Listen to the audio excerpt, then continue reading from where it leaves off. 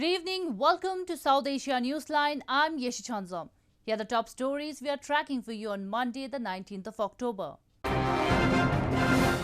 Schools, metros partially reopen in India amid surging coronavirus cases.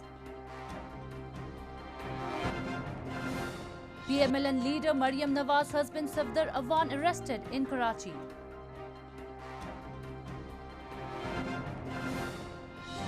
And US envoy terms Taliban's claim of agreement violations unfounded.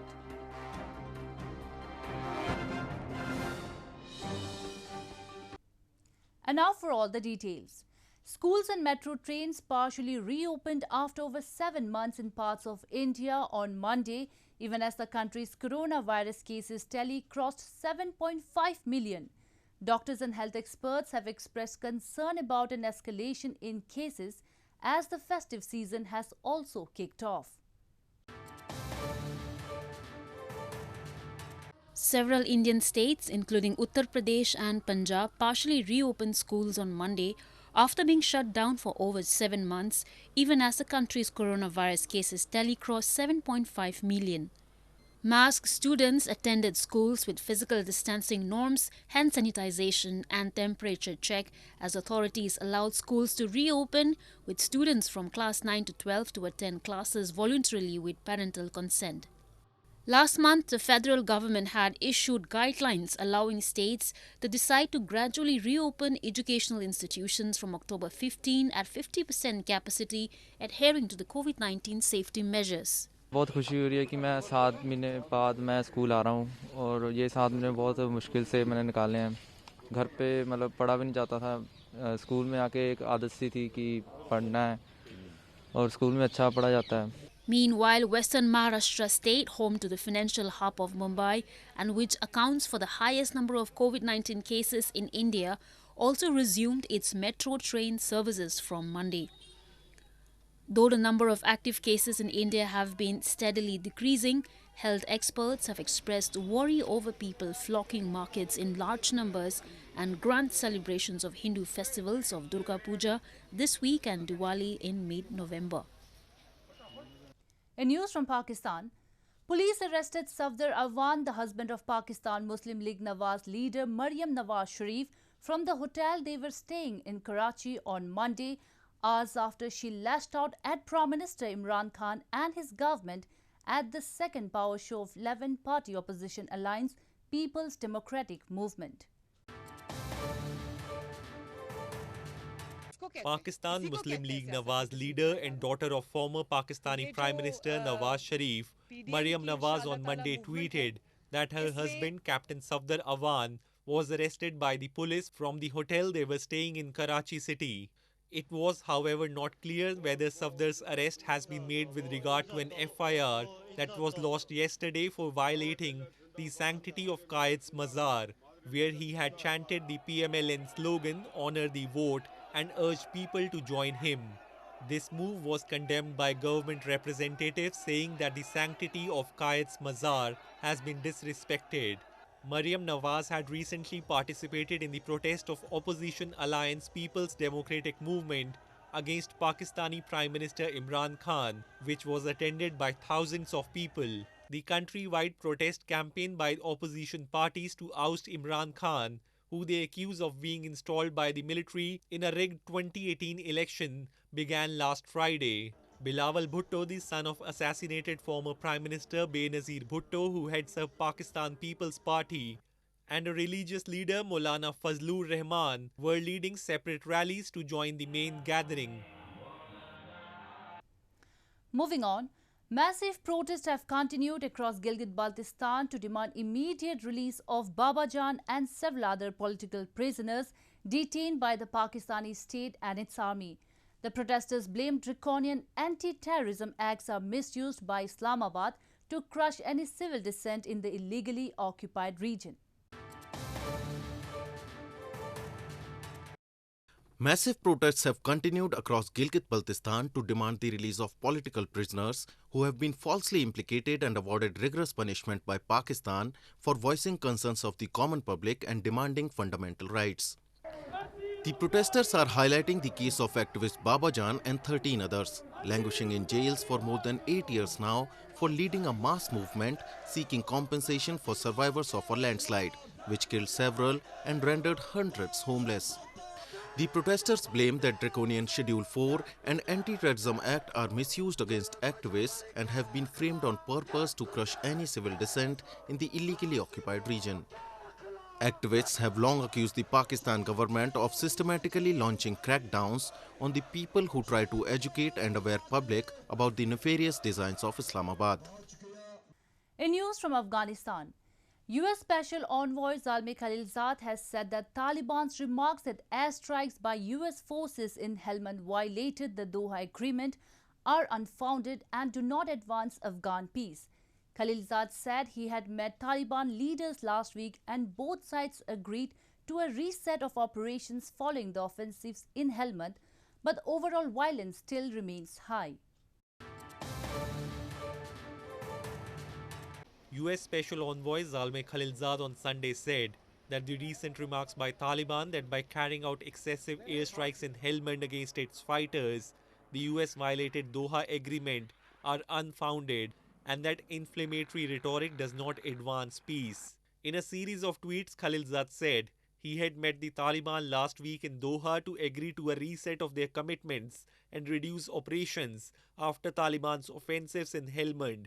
But violence overall in the country still remains high. The US-Taliban pact signed in February in Doha said foreign forces would leave Afghanistan by May 2021 in exchange for counter-terrorism guarantees from the Taliban, which agreed to negotiate a permanent ceasefire and a power-sharing formula with the Afghan government.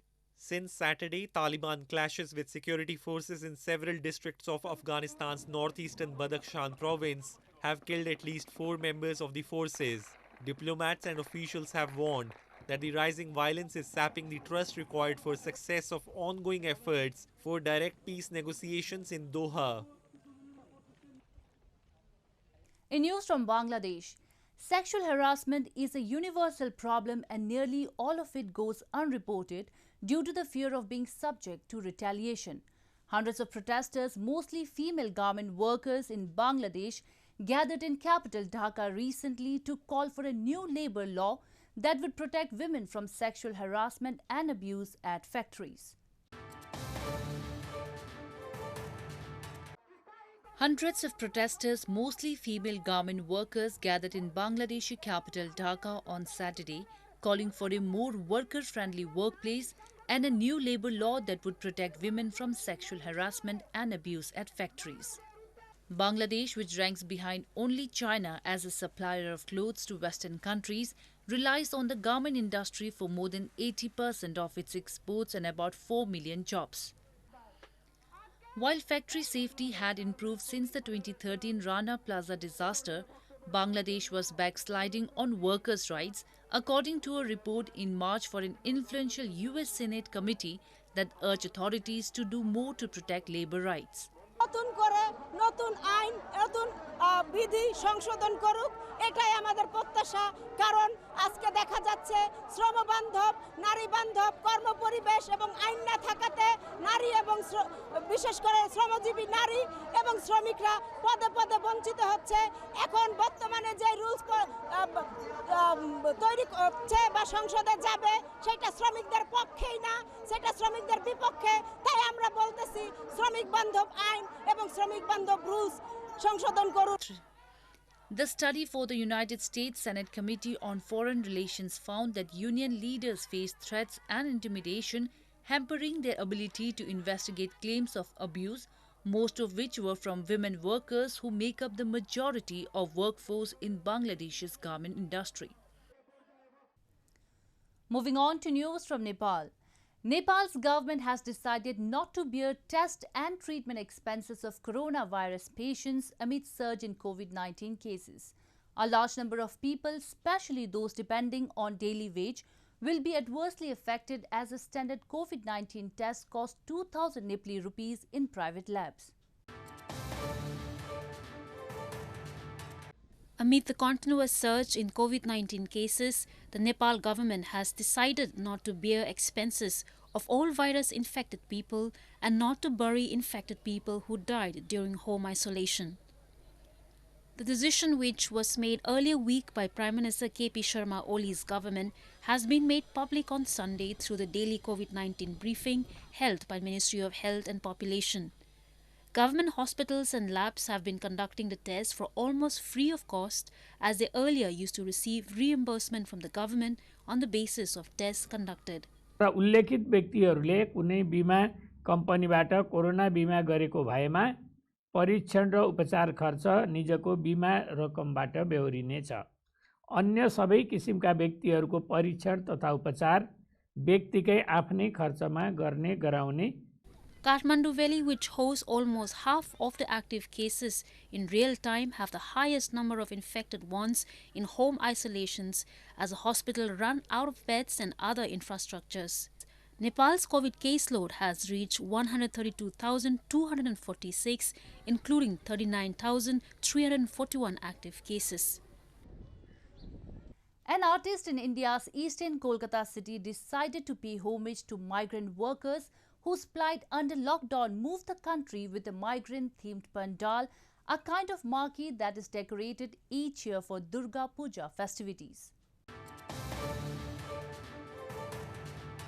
India's millions of migrant workers whose plight under lockdown moved the country received a unique tribute at a festival celebrating the Hindu warrior goddess Durga, which started on Saturday. Shocked by television pictures of jobless migrants trudging home to distant villages, an artist in India's eastern Kolkata city decided to pay homage to them with a migrant-themed pandal, a kind of marquee that is decorated each year for Durga Puja festivities. Thousands of pandals are fashioned out of bamboo and clothed every year to house idols of goddess during the 9-day celebration, and designers increasingly reference everyday realities in their colorful creations. We want to give a broad idea how these people are suffering from these pandemics and how they are overcome out of it and how they are coming back to their own home. Lot of pains they have faced, so yet they have came back to their home, they have come back to their mother, they have come back to their family, but yet they are facing a lot of problem. So I have made this theme about migrant labor to put in the eyes of a public that we have to stand with them yet now.